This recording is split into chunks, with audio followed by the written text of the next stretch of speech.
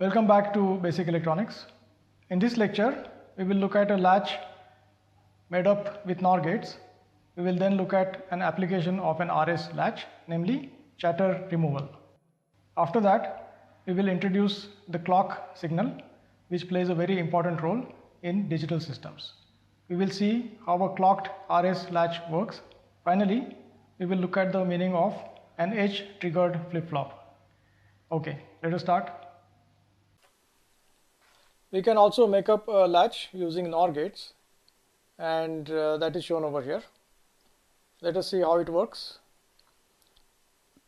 This input, it turns out, is the reset input. This is the set input, that is the Q output of the latch, and that is the Q bar output of the latch. When R is 1 and S is 0, so we have 1 here. As soon as R becomes equal to 1, no matter what the other input is, Q will become 0. We have 0 here, and we have S equal to 0, then Q bar becomes equal to 1. That explains the first entry. So with R equal to 1, S equal to 0, we have Q equal to 0 and Q bar equal to 1. And in the same fashion, we can also figure out that for R equal to 0 and S equal to 1, we will get Q equal to 1 and Q bar equal to 0. So this is our reset input, because when it is active, the latch output gets reset to 0, and this is our set input, because when that is active, the latch output gets set to 1. When R is 0 and S is 0, the latch continues to hold its previous state. For example, if Q is 0 and Q bar equal to 1, then that state will continue.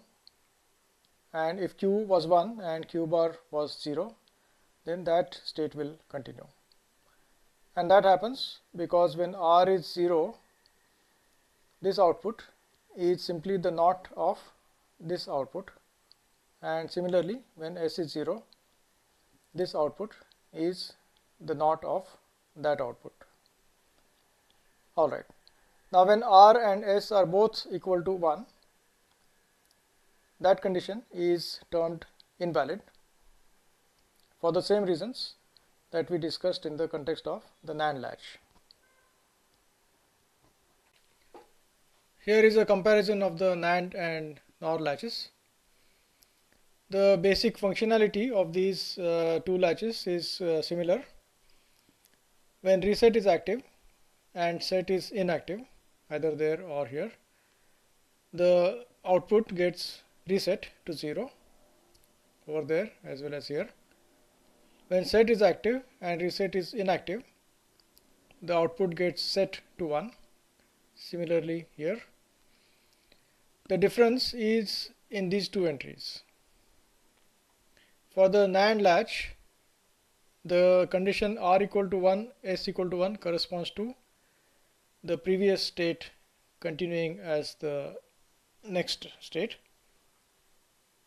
Whereas for the NOR latch, that condition is R equal to 0, S equal to 0. In this case, R equal to S equal to 0 is invalid. In this case, R equal to S equal to 1 is invalid. Otherwise, these two latches are similar. Instead of having active high inputs, like we saw in this NAND latch, we can also have active low inputs, and that circuit is shown over here. We have S bar now and R bar, and S bar is active when it is low. So that means S bar equal to 0 corresponds to S equal to 1 in this configuration, in the top configuration. Alright, let us try to understand the table now for this circuit. If S bar is 1, R bar is 0, what does it mean? That means the reset input is active, set input is inactive, and that corresponds to this first entry over here.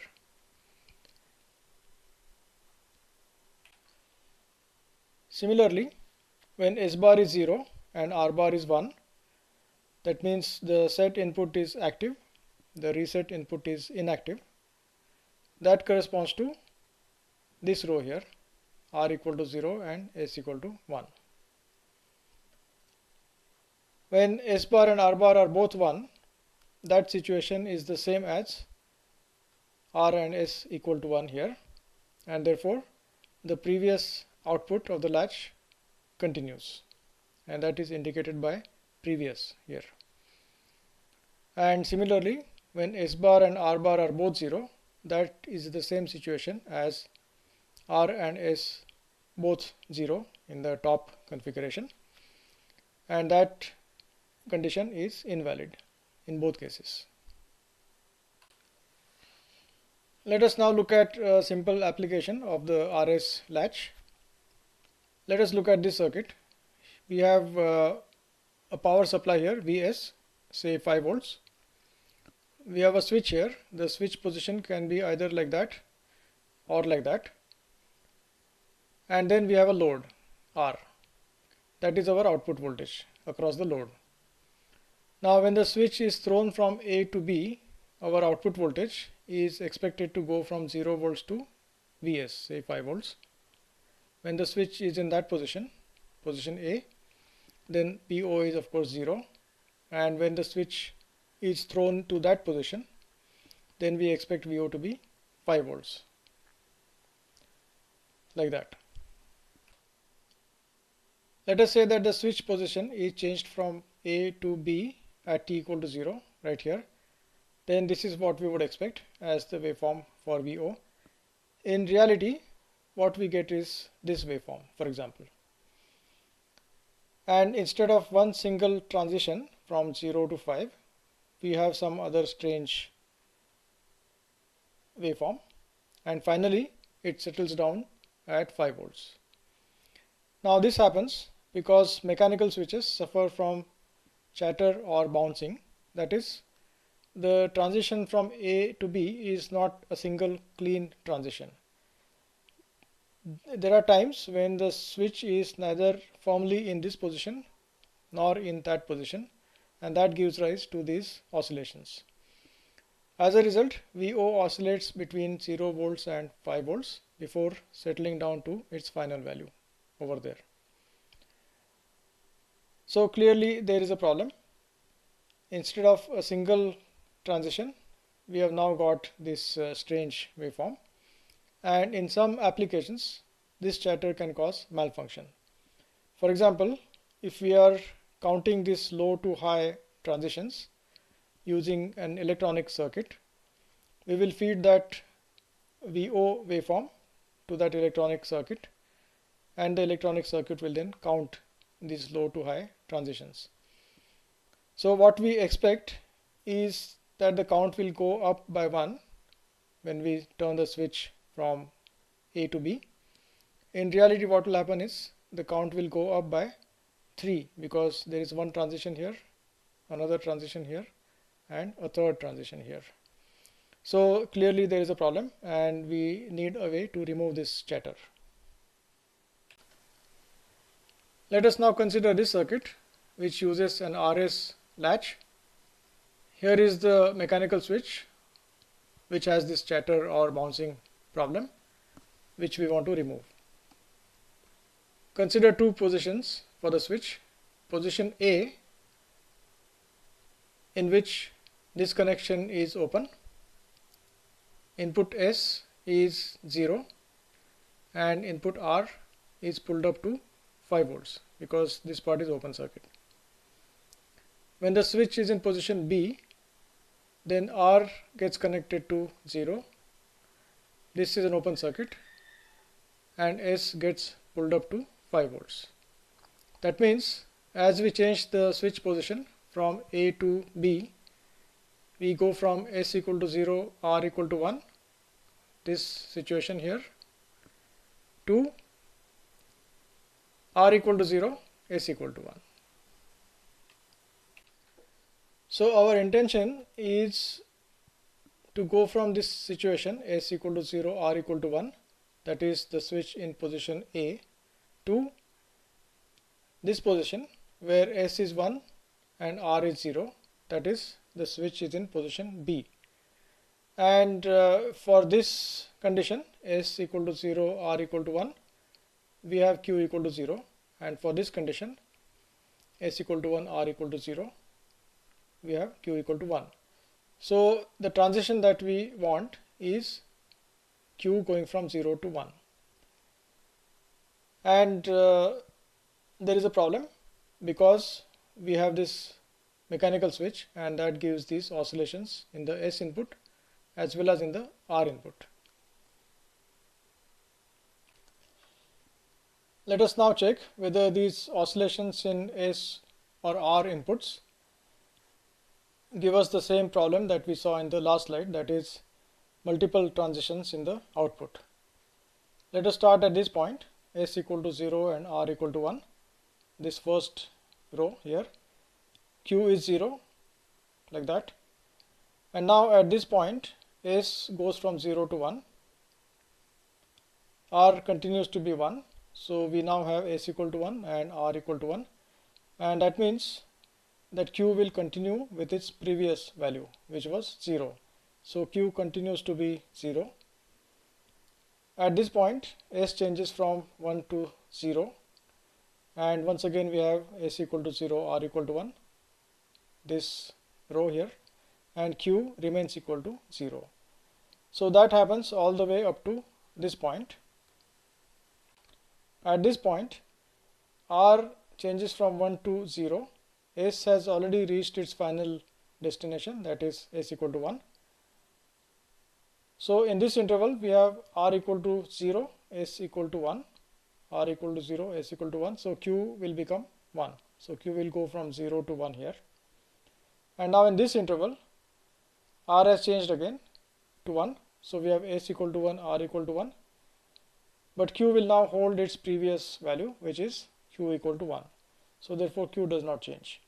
And finally we have S equal to 1, R equal to 0, S equal to 1, R equal to 0, and Q remains equal to 1, like that. So therefore we have now achieved a single clean transition in the output, although we do have a mechanical switch which gives us bouncing problems, and this process is called debouncing.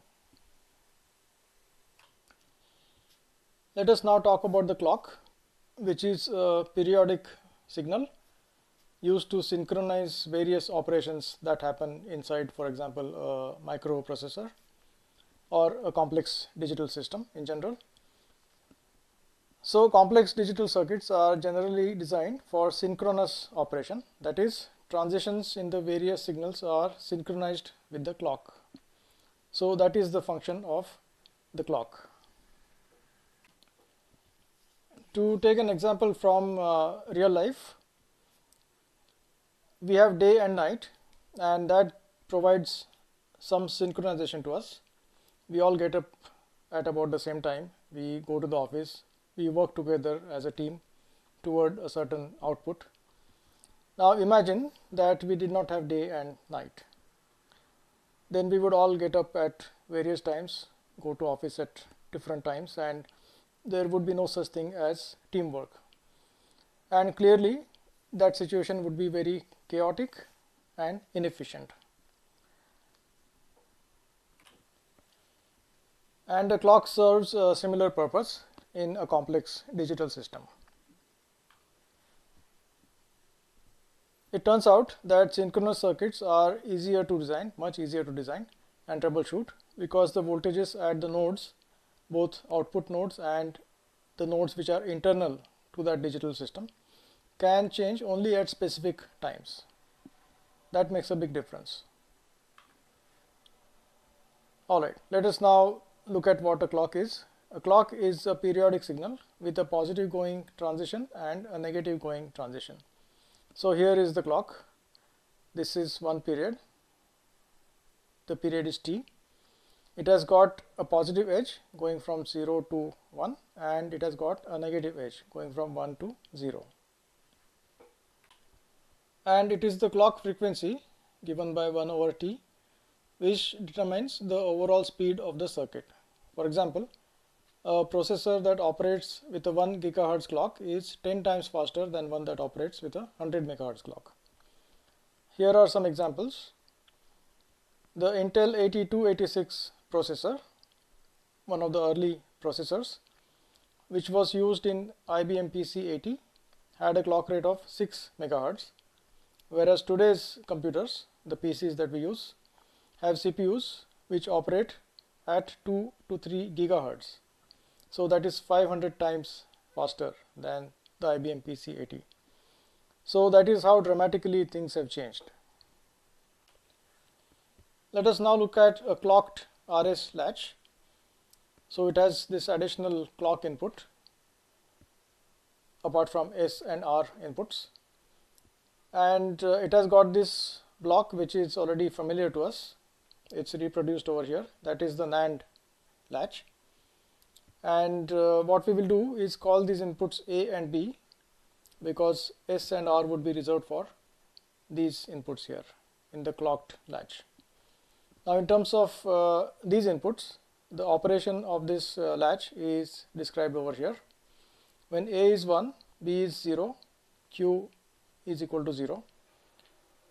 When A is 0, B is 1, Q is set to 1. When both are 1, then the latch holds its previous state. There is no change in Q or Q bar. And A equal to B equal to 0 is invalid, as we have seen earlier. Let us now look at the clocked latch with clock equal to 0. If clock is 0, then A would be 1, B also would be 1, and that is irrespective of S and R. That means S and R are don't care conditions in this case. So that is what this is.